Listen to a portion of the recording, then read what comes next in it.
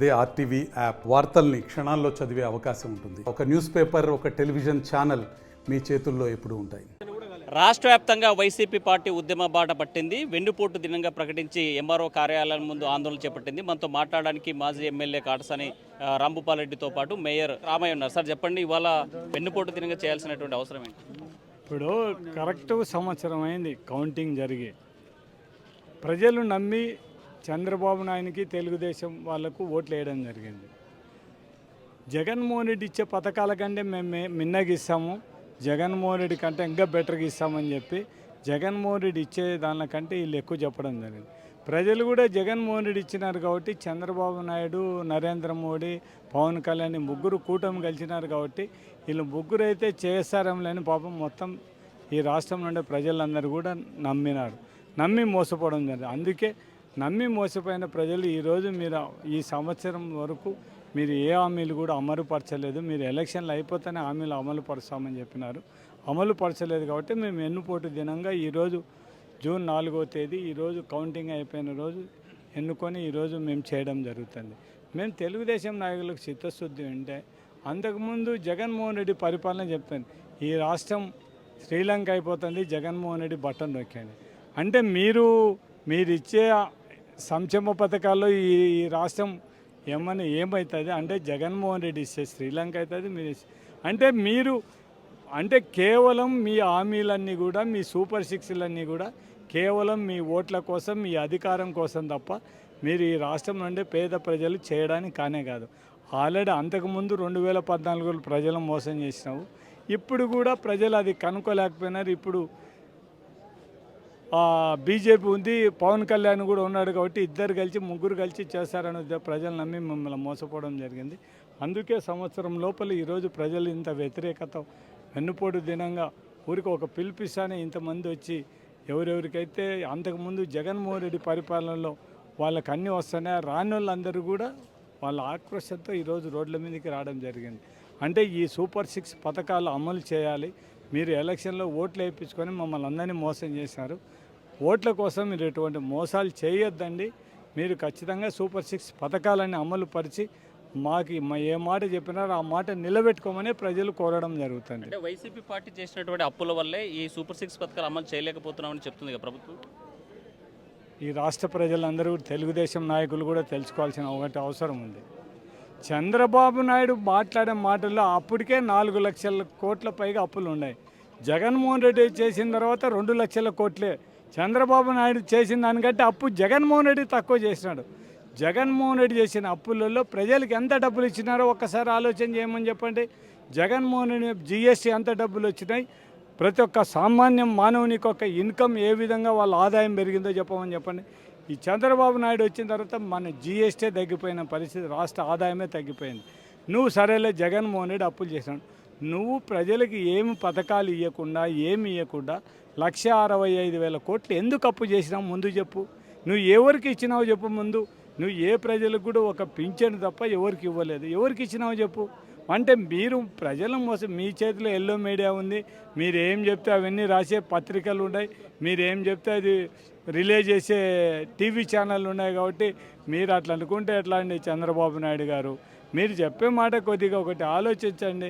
ఎవరి వల్ల రాష్ట్రం మీరే చెప్పినారు జగన్మోహన్ రెడ్డి 10 లక్షలు అప్పు చేశాను, మీరు అసెంబ్లీలో 6 లక్షల కోట్లు అని చెప్పినారు. అంటే మీ నోటి మాటకు అసెంబ్లీలో చెప్పిన కాగితానికి, అంటే అసెంబ్లీలో కాగితాన్ని నమ్మానా, చంద్రబాబు నాయుడు చెప్పే మాటలు నమ్మాలా? అంటే మీరు ప్రజల్ని ఏ విధంగా మోసం చేస్తున్నారు?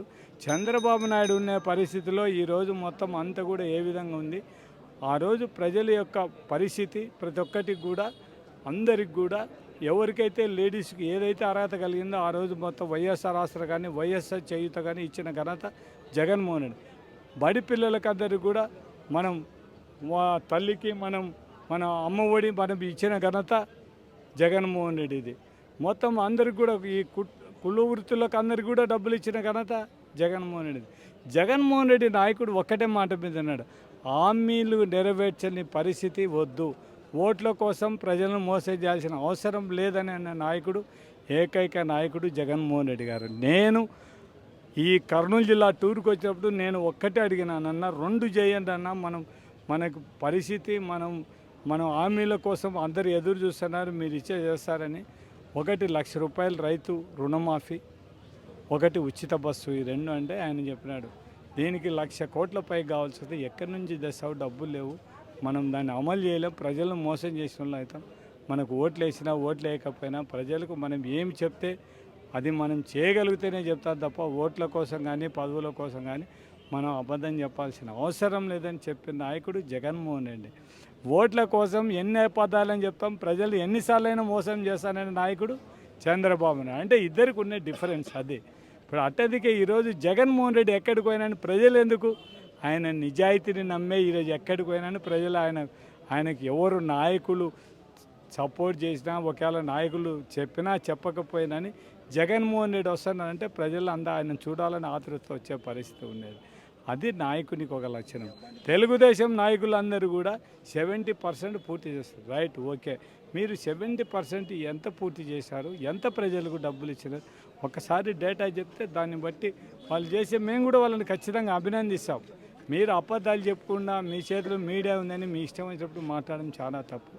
మీరు వచ్చేది ఒక పింఛను తప్ప, అదేదో అరవకొర గ్యాస్ సిలిండర్ తప్ప మీరు ఏమి ఇచ్చినారో ముందు చెప్పండి. ఆ గ్యాస్ సిలిండర్ కూడా చాలా మందికి రాక, సబ్సిడీ రాక వాళ్ళ అకౌంట్లో పడని చాలా మంది ఉన్నారు, అది కూడా ఒకసారి చూడండి. ఇవన్నీ కూడా మీరు మాత్రం ఒక దాంట్లో ప్రగతి సాధించినారు.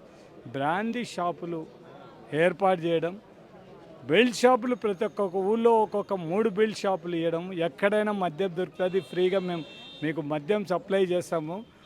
మీరు బార్ షాపులలో మీరు బార్ అవసరం లేదు, మీకు సిట్టింగ్ అవసరం లేదు, ఏం లేదు, మేము ప్రతి ఒక్క బార్ దగ్గర మీకు సిట్టింగ్ ఏర్పాటు చేసి స్నాక్స్ పెట్టి అన్నీ పెట్టి ఎటువంటి ఇబ్బంది లేకుండా మీకు వాటర్ అన్నీ సప్లై చేసి మీకు అందరు కూడా మందిస్తాం, బాగా తాగండి మీరు అందరూ కూడా, మీకు ఏమి ఇబ్బంది లేదు. మీరు తాగి ఊళ్ళో నుండి లేడీస్ను చిన్నపిల్లలందరినీ కూడా వాళ్ళని ఏమైనా బలాత్కారం చేయడానికి అవకాశం ఉంటే చేయండి అని మాత్రం నేర్పడానికి మాత్రం ఊళ్ళో బెల్ట్ షాపులు ప్రతి ఒక్క సాట మొత్తం అన్ని బ్రాండీ షాపులకు బ్రహ్మాండంగా బార్లను మైపించే విధంగా ఈరోజు అది తెలుగుదేశం సాధించిన ప్రగతి. మీరు చెప్పండి, మరోవైపు జనసేన చెప్తుంది ఇవాళ పీడ విరగడైంది రాష్ట్రానికి పట్టినటువంటి నుంచి ఈరోజు సంబరాలు చేస్తుంది, దీన్ని ఎట్లా చూడాలి? ఆయన అంటే ఎప్పుడు ఏం మాట్లాడతాడో ఏం చేస్తాడో నేను ప్రశ్నించడానికి వచ్చినా అని చెప్పినటువంటి వ్యక్తి పవన్ కళ్యాణ్. అప్పుడు ప్రశ్నించినాడు. మన కళ్ళెదురుగా ట్రాఫికింగ్ కింద 30,000 మంది మిస్ అయినారు, మహిళ అమ్మాయిలు లేడీస్ అని చెప్పినటువంటి వ్యక్తి, ఆ రోజున క్వశ్చన్ చేసినటువంటి వ్యక్తి. మరి ఇవాళ ప్రమాణ స్వీకారం చేయగానే ఏమైంది ఆ క్వశ్చను? ఎక్కడ పోయినాడు? డిప్యూటీ సీఎం లెవెల్లో ఉన్నావు, నువ్వు ఇవాళ ఏం చేసినావు? అంతెందుకు, మన కర్నూలులో ప్రీతిబాయి కేసు సంగతి ఏంటి? ఈటికొచ్చి వాళ్ళ ఇంటికి వెళ్ళి పలకరించి మేము ఉన్నామని హామీ ఇచ్చినటువంటి వ్యక్తి ఇవాళ ఏమైనా నువ్వు గవర్నమెంట్ రాగానే. అట్టా పవన్ కళ్యాణ్ క్వశ్చన్ చేయనికి కాదు, ఇన్ని రోజులు పదవి కొరకు బాకులు అన్నాడు తప్ప పని చేయటానికి కాదన్న సంగతి అర్థమైంది. అంటే మీరు చెప్పండి, వెన్నుపోటు దినంగా మీరు ప్రకటించారు, పబ్లిక్ నుంచి ఎలాంటి రెస్పాన్స్ ఉందండి? ఖచ్చితంగా బ్రహ్మాండమైన రెస్పాన్స్. వాళ్ళకి అర్థమైపోయింది జగన్ పరిపాలన ఎలాగుండేది, ఇవాళ చంద్రబాబు నాయుడు పరిపాలన ఏంటి. ఆ రోజున మాట కట్టుబడి ఉండి 100% హామీలు ఇవ్వటమే కాకుండా ఎంత ట్రాన్స్పరెన్సీగా అంటే ఇట్లా ఆఫీసుల ముందర బోర్డు పెట్టి, సచివాలయాల దగ్గర బోర్డు పెట్టి ఆ పరిధిలో ఎంత ఖర్చు పెట్టాం, ఎన్ని లక్షలు ఖర్చు పెట్టాం, ఎంతమంది బెనిఫిషియర్స్ ఉన్నారని చెప్పినటువంటి ఘనత జగన్మోహన్ రెడ్డి గారిది. అంత నిజాయితీగా ఉన్నాడు. ఇవాళ వాళ్ళని చెప్పండి, సంవత్సరం అయింది, ఒక్క హామీకి దిక్కు లేదు. ఇవాళ నిన్న మహానాడు పెట్టుకొని అంత పెట్టుకొని మమ్మల్ని ఆడిపోసుకోవడం తప్ప వాళ్ళు ఏం చేసినాము ఏం చేస్తామని చెప్పలేనటువంటి దీనావస్థలు ఉంది పార్టీ. వాళ్ళు హైప్ చేసుకుంటున్నారు. ఖచ్చితంగా ఎప్పుడు ఎలక్షన్లు వచ్చినా మళ్ళీ జగన్మోహన్ రెడ్డి గారు బంపర్ మెజార్టీతో రావటం ఖాయం. ఇది రాసి పెట్టుకోండి. ఇప్పటికే ప్రజలు తప్పు చేసినాం దేవుడా అన్నట్టుగా అనుకుంటున్నారు. ఇవాళ అందుకొరకే వాళ్ళు ఇచ్చిన హామీలు నెరవేర్చలేదు కాబట్టి వెన్నుపోటు దినం. మీరు 5 కోట్ల మంది ప్రజలకు కూటమి ప్రభుత్వం వెన్నుపోటు పడిచింది కాబట్టి వెన్నుపోటు దినంగా దీని ఇవాళ కార్యక్రమం చేశాం. మొత్తంగా చూసుకుంటే పబ్లిక్లో చాలా రెస్పాన్స్ వస్తుంది. దీంతో పాటు హామీలు ఏవైతే ఇచ్చారో చంద్రబాబు నాయుడు కూటమి ప్రభుత్వం ఇప్పటిదాకా అమలు చేయలేదు కాబట్టి పబ్లిక్ నుంచి కూడా పెద్ద ఎత్తున స్పందన వచ్చేటువంటి పరిస్థితి ఉందని చెప్పే పరిస్థితి. వీడియోజల్ చంద్రశేఖర్తో హుసేన్, RTV కర్నూలు. మరిన్ని వీడియోస్ కోసం ఛానల్ ని సబ్స్క్రైబ్ చేయండి, లేటెస్ట్ అప్డేట్స్ కోసం వాట్సాప్ ఛానల్ ని ఫాలో చేయండి అండ్ లింక్ డిస్క్రిప్షన్ లో ఉంది.